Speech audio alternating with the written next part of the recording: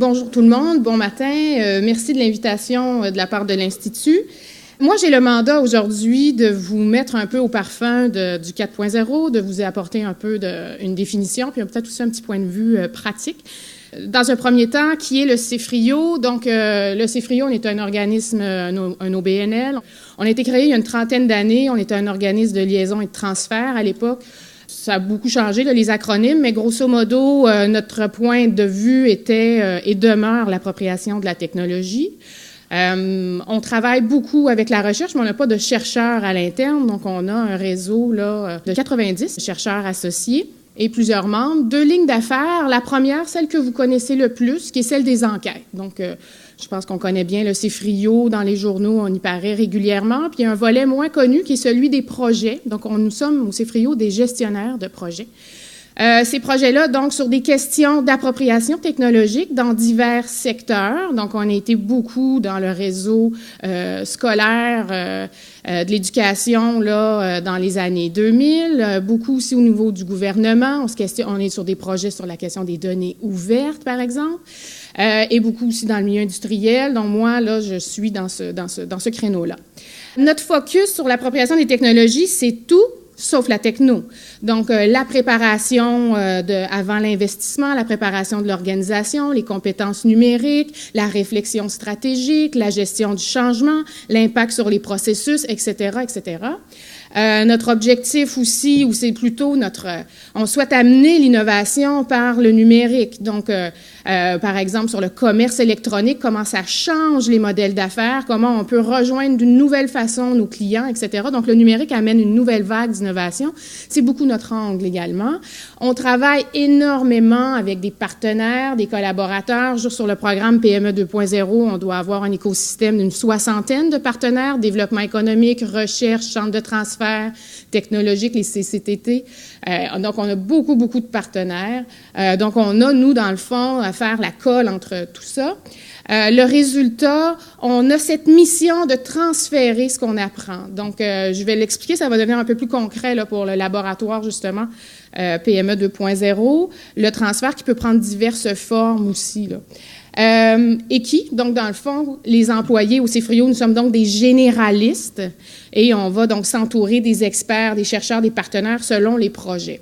Des projets qui sont souvent, je vous dirais, financés par le gouvernement du Québec. PME 2.0 était, par exemple, un programme financé par le ministère de l'Économie, mais on va avoir d'autres types de montages financiers puisqu'on travaille toujours en collectif, donc c'est sûr que le fonds public n'est pas loin.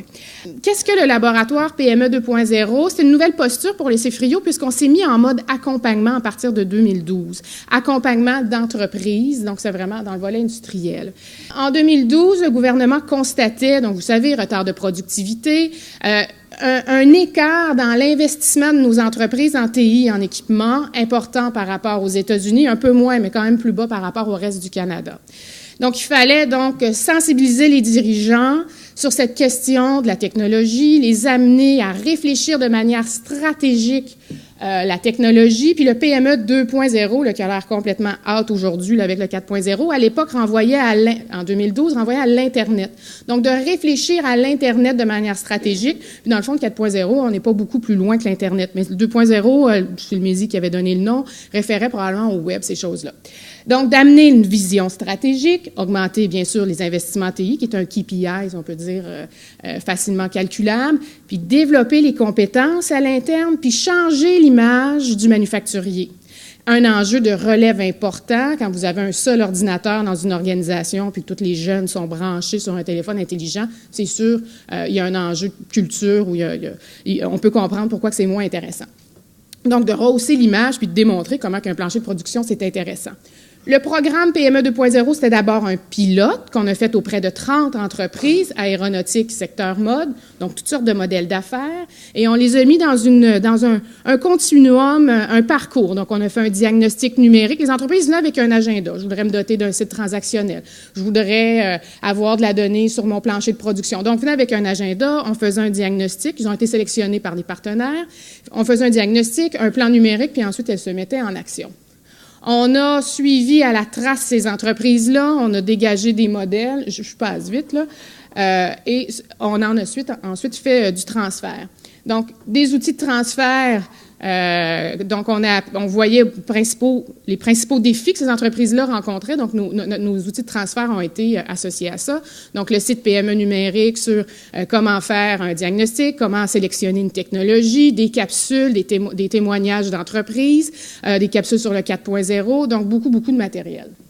Un laboratoire dit aussi recherche. Donc, il y a eu un programme pilote de 2012 à 2015. Là, on est en phase 2. On a généré à peu près une quinzaine de projets de recherche. On voyait un problème, on partageait beaucoup on avait dans la phase 1, comme dans la phase 2, l'École polytechnique, l'ETS, TÉLUQ aussi et l'UQAM sur la question des compétences numériques. Dans le pilote, un des premiers enjeux, des problèmes qu'on voyait vraiment sur le terrain, c'était des entrepreneurs qui se plaignaient que leurs employés utilisaient mal la technologie. Donc, on focusait sur, on va leur donner de la formation, qu'ils utilisent mieux le système. Puis là, on comprenait que c'était autre chose, la compétence numérique, que la compétence qui est technique, savoir utiliser. Il faut aussi savoir pourquoi on rentre de l'information, donc contextualiser, collaborer avec cet outil-là. Donc, l'information dans l'organisation va passer par exemple, un système de gestion intégré qu'on appelle un ERP. Bien, pourquoi je rentre cette donnée-là? C'est parce qu'elle est utile à d'autres personnes. Donc, la collaboration par le numérique, à quoi sert l'outil? Donc, il y a 3 pattes donc, aux compétences numériques. Il y a le technique, ce côté collaboratif contextuel, puis enfin cognitif, puis là on parle de 4.0, l'analyse de l'information, la comprendre, la storer adéquatement. Donc là, l'aspect cognitif. Donc il y a vraiment 3 parties. Donc on est parti avec ça qui était un modèle qui a été développé dans la phase pilote, puis qu'on a utilisé dans la phase aussi subséquente. Un autre modèle qui a été développé toujours par la même équipe, là, il y a plusieurs universités, toujours inspiré aussi du terrain. Et ça résonnait bien aussi auprès de nos entrepreneurs. Donc, la maturité des processus. Donc, un processus, donc une série d'activités dans votre entreprise qui est fait de manière manuelle. Bien, ça, c'est un processus artisanal. Ensuite, je mets plusieurs outils, donc du Excel, un petit peu de logiciel. Donc là, on est discipliné. Ensuite, intégré. Donc, j'ai un seul logiciel qui va couvrir plusieurs processus. Donc là, je suis davantage intégré. Puis là, ensuite, je vais commencer à utiliser l'information pour prendre la décision. Je me mets en mode prédictif. Puis tranquillement, je vais pouvoir automatiser, par exemple, une entrée de commande jusqu'à mon plancher de production. C'est donc l'évolution, un petit peu la maturité numérique des entreprises. Donc, c'est un référentiel qui nous a beaucoup servi.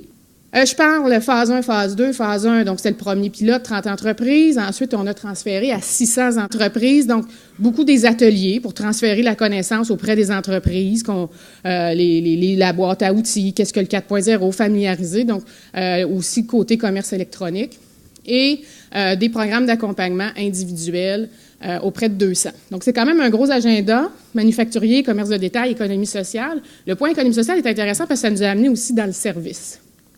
Je vous parlais dans la phase 1 de cette intervention plus diagnostic, plan numérique, ça allait bien. Dans la phase 2, on s'est rendu compte qu'il fallait aller un petit peu plus loin. On prend un plan, une fois qu'on a l'idée, faut aller articuler, faut démarrer le projet. Les entreprises, vraiment que le projet soit approprié par l'organisation, un projet numérique. Donc, on a développé de nouvelles approches, dont l'approche ChangeLab, que je ne peux pas nécessairement vous expliquer aujourd'hui, mais qui est dans le fond de venir articuler un peu plus les compétences numériques, développer les compétences, la collaboration, vraiment actionner sur cette compétence collaborative un peu plus, puis d'impliquer les gens davantage dans un projet technologique, dans sa définition, dans la sélection des technologies. Donc, c'est vraiment une approche pour habiliter davantage les employés, plus qu'une approche expert où j'ai un rapport, où j'ai un rapport que je vais recevoir sur une solution à adopter, puis qu'on a peut-être plus de mal à se l'approprier. Ça renvoie beaucoup aussi aux défis qu'on voyait dans les entreprises, la difficulté de réaliser des projets numériques. Il y avait beaucoup de difficultés au niveau de la gestion du projet, manque de mobilisation des employés, on ne comprenait pas bien. Donc, dans le fond, avec cette approche-là, on venait, dans le fond, contrecarrer l'ensemble des défis qu'on rencontrait. Donc, qu'est-ce qu'Industrie 4? Beaucoup de buzzwords autour de ça. Il y en a qui précèdent. Donc, avant, on parlait d'Advanced Manufacturing aux États-Unis. Ensuite, on a parlé aux États-Unis de Smart Factoring. Industrie 4 est un terme allemand. Là, ça s'écrit Industrie 4 aussi en allemand, qui est arrivé plus dans les années 2010-2011. En France, ils l'ont adopté Usine du futur. On parle aussi d'Internet des objets, qui percole beaucoup plus au niveau industriel, parce que c'est concret, là, Internet des objets, objets connectés, versus Industrie 4, qui est conceptuel. Là, c'est moins évident. Big data, intelligence artificielle. D'ailleurs, on entend des intelligences artificielles appliquées à de l'analyse statistique d'aide à la décision là, aujourd'hui. Toutes sortes de tendances technologiques, beaucoup de buzzwords. 4 révolutions, donc Industrie 4 renvoie à la 4e révolution. La première, donc révolution industrielle avec la nouvelle capacité grâce aux machines à vapeur. Donc première phase d'industrialisation dans l'industrie textile, puis après ça, ça a percolé dans d'autres industries. La deuxième, 2 choses, l'organisation du travail, donc le taylorisme, le fordisme, et l'électrification qui a permis vraiment la chaîne de montage. Puis en plus, l'après-guerre avec la consommation de masse qui s'est installée. Donc là, on avait des usines différentes en chaîne de production. La troisième, bien là, on va installer sur nos chaînes de production des automates programmables, pensez au Toyotis, par exemple, et aussi l'ordinateur individuel là, dans les bureaux. Donc ça, c'est notre troisième révolution. Puis la 4e, bien, c'est vraiment l'Internet qui arrive, qui permet la connectivité ubiquitaire, là, qui est le terme qu'on a pour essayer de résumer ça, la connectivité entre les objets, les machines et les humains.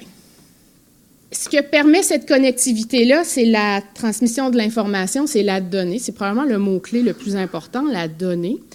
Donc, quand l'Allemagne décide de promouvoir à grands coups Industrie 4 avec la chancelière en avant-plan dans les années 2010-2011, c'est aussi pour réveiller son industrie automobile, notamment, pour dire qui est en conversation constante avec vos clients.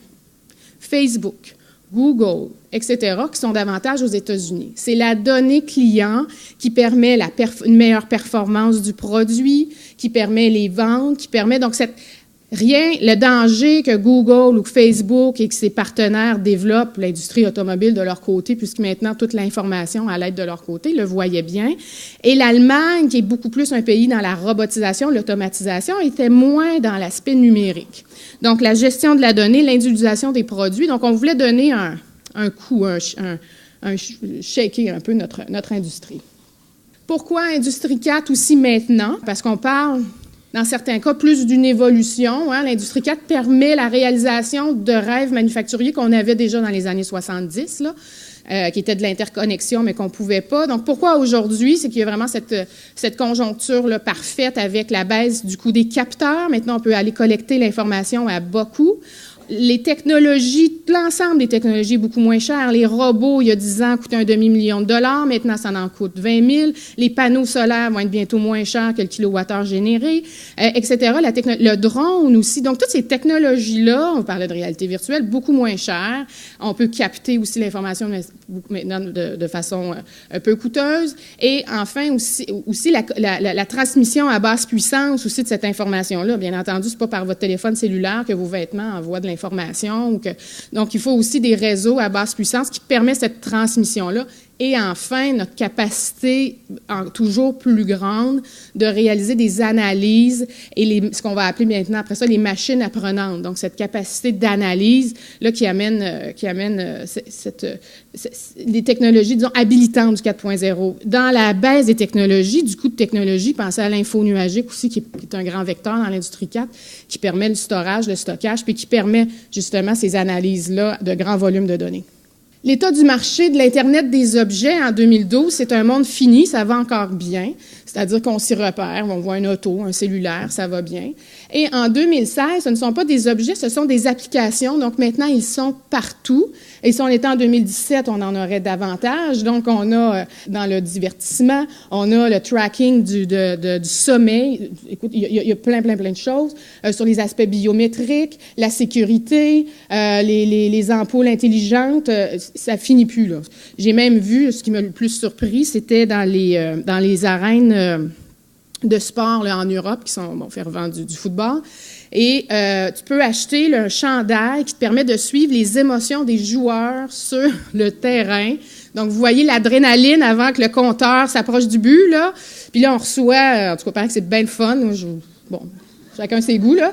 Mais il y a vraiment tout en Europe. L'Internet des objets est plus présent. L'autre aspect, puis là, on s'en va beaucoup plus dans l'aspect révolutionnaire, parce qu'on est plus ça va être plus clair, le côté là, évolution versus révolution. c'est vraiment cette économie des résultats. Donc, ça, c'est le diagramme qui n'est pas particulièrement esthétique, là, mais c'est qui vient du Forum de Davos 2015, où on voit vraiment un changement disruptive, là, de rupture sur cette économie on passe donc d'une économie de biens à une économie d'usage. De louer, par exemple, une laveuse-sécheuse que je vais payer à l'usage, au lieu de l'acheter au complet. Donc, pour les jeunes ménages, donc ça, on a ça en Hollande, pour les jeunes ménages qui partent, donc au lieu de payer le 2000 de départ, bien, ils payent à l'usage. Ce modèle-là est intéressant parce que ça explique comment on le met en place. Et c'est le modèle de Michelin, donc les pneus Michelin. Donc, c'est peut-être moins présent ici, mais Michelin va vendre dans des grandes flottes de transporteurs, camionnage et tout ça en Europe. Et dans un premier temps, ben, dans les premières années, on vend un produit qu'on veut le mieux possible, puis on essaie de monter nos ventes. Et là, dans un deuxième temps, ben là, on va développer le service à la clientèle. On veut garder l'engagement du consommateur. Donc, produit, on ajoute le service, des plans de maintenance, etc. Dans un troisième temps, qui est beaucoup plus récent, on va connecter nos produits. Donc, ça va nous permettre, dans des flottes, par exemple, d'améliorer la performance, par exemple, quand c'est l'hiver, de proposer des plans de maintenance plus ajustés. Je vais venir te proposer de changer les pneus quand tu vas être en période creuse, par exemple, d'activité. Donc, je commence à avoir de l'information sur l'utilisation. Donc, comme Michelin, moi, je commence à vraiment mieux comprendre mon client. Et là, la quatrième étape qu'ils ont franchie, c'est pour ces grands transporteurs-là, je vais te louer mon produit, tu vas me payer seulement à l'usage. Donc, c'est intéressant parce qu'il y a un partage de risques d'une certaine façon, parce que pendant vos périodes creuses, ça vous coûte moins cher. Si vous avez une période difficile ou si vous démarrez, par exemple, l'entreprise, donc on paye à l'usage. Puis pour Michelin, bien, c'est sûr, c'est tout autant rentable. Il y a des revenus récurrents et bien, il connaît assez bien son modèle. Je pense qu'il a fait de bons calculs pour s'assurer qu'il n'allait pas perdre d'argent. On a travaillé avec Robert Pellerin de Polytechnique, Louis Rivet de l'ETS, puis Christophe Danjou sur qu'est-ce qu'Industrie 4. Puis c'est sûr, les chercheurs, là, c'est un buzzword, ça les intéressait pas trop. On dit, bien, c'est quoi les mots, les messages intéressants pour nos PME, parce qu'on en entend de plus en plus parler. Donc, ils se sont mis au travail, puis ils ont réfléchi à quels étaient ces grands messages.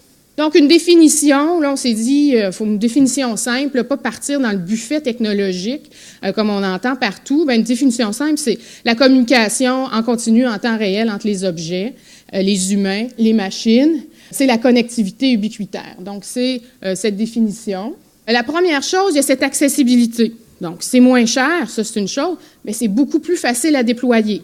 Donc, quand vous parlez d'un grand système dans vos organisations, vous avez tout eu de grands systèmes informatiques qui changent vos processus, il fallait faire de la gestion de changement, ça a été difficile, donc c'est très standard comme approche. Donc, ça, c'est l'approche des grands systèmes.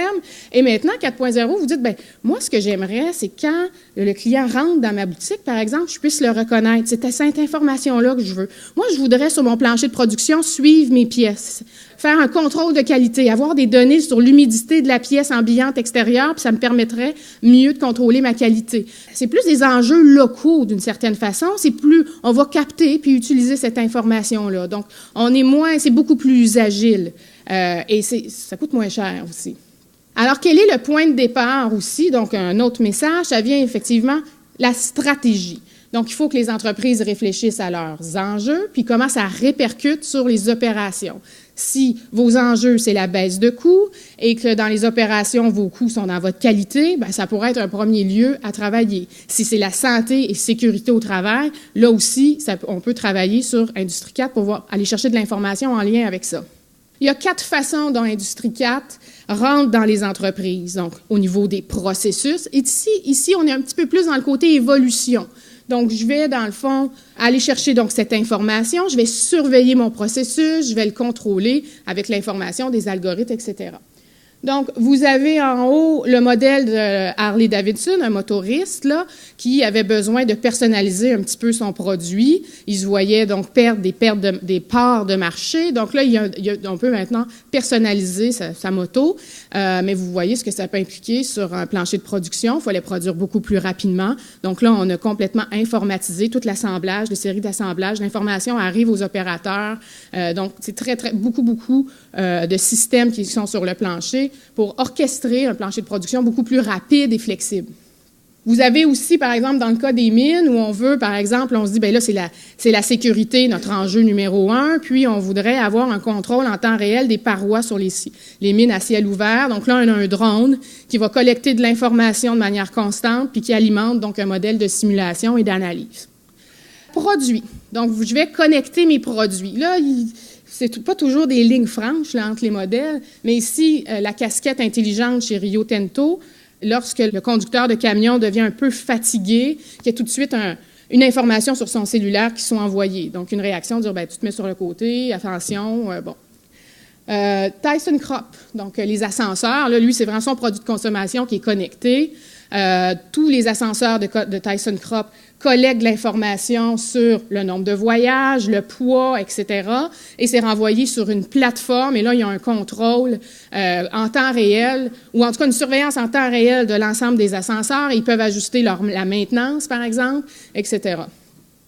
Enfin, l'aspect plus révolutionnaire, donc vous êtes un manufacturier pendant 5, 10, 20, 100 ans, puis vous pouvez tout à coup devenir fournisseur de services. Dans le cas de Rolls-Royce, le moteur d'avion, vous savez, quand vous êtes une compagnie d'avionique, le plus cher, c'est le moteur. Puis ce qu'on veut, c'est pas un moteur, dans le fond, c'est faire voler une flotte.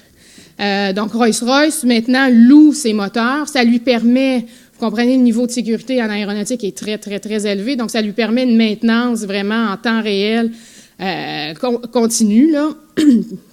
Et l'avion qui s'est perdu là, dans l'Asie du Pacifique il y a 2-3 ans n'avait pas un moteur Rolls-Royce. Ça a été la première question qui a été posée.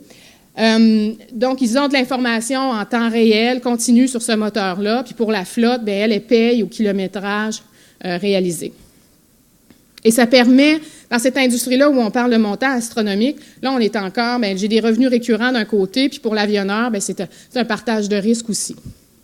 Un dernier message qui n'est pas le moindre, donc je disais accessibilité pour les entreprises dans le déploiement parce que c'est en fond, c'est un processus itératif. Et le danger, c'est que l'entreprise, bien, elle se fasse étourdir et distraire par toutes sortes de technologies intéressantes. Donc, c'est pour ça qu'il faut qu'elle définisse vraiment bien ses enjeux puis comment ça a un impact sur ses opérations. Puis l'autre temps, bien, c'est pas nécessairement de voir l'entreprise complètement automatisée. C'est peut-être pas là le gain.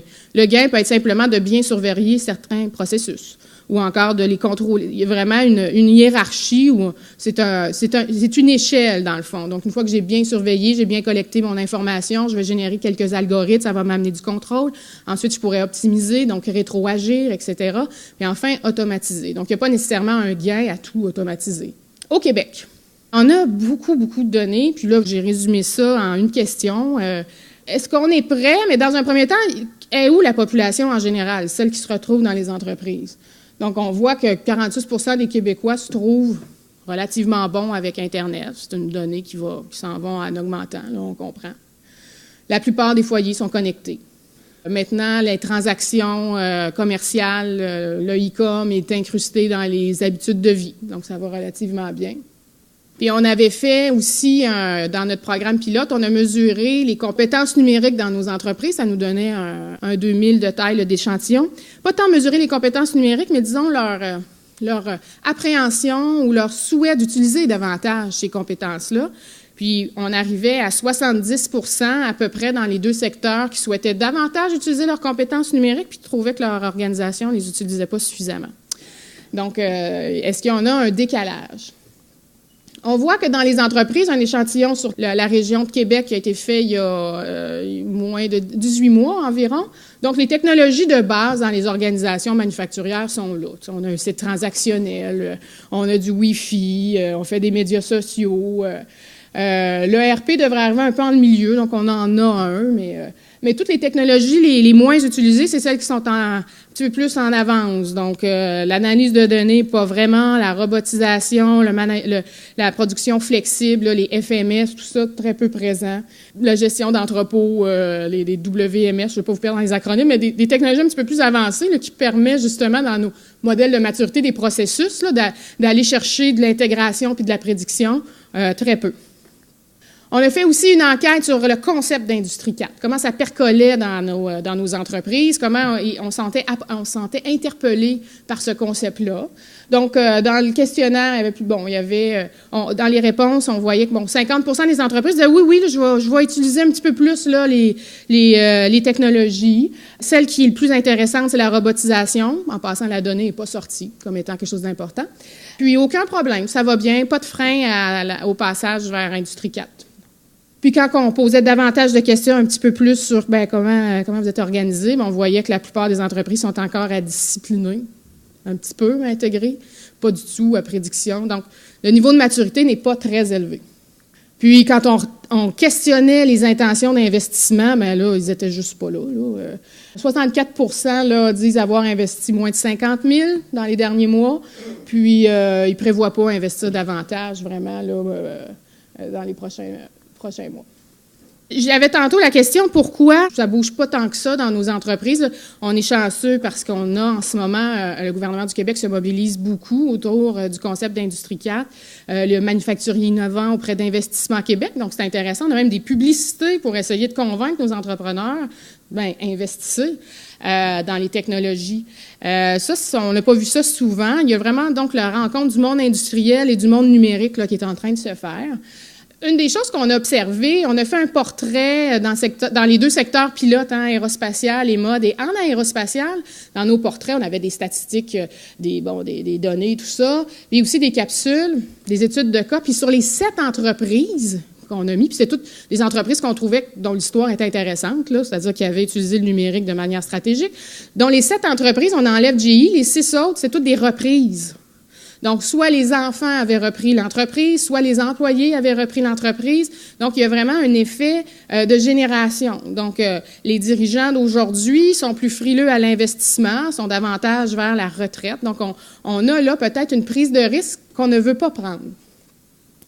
Donc, les défis sont humains, puis on le voyait dans le pilote, puis c'est pour ça qu'on travaille beaucoup sur la question de l'appropriation, puis que cette question-là est toujours pertinente.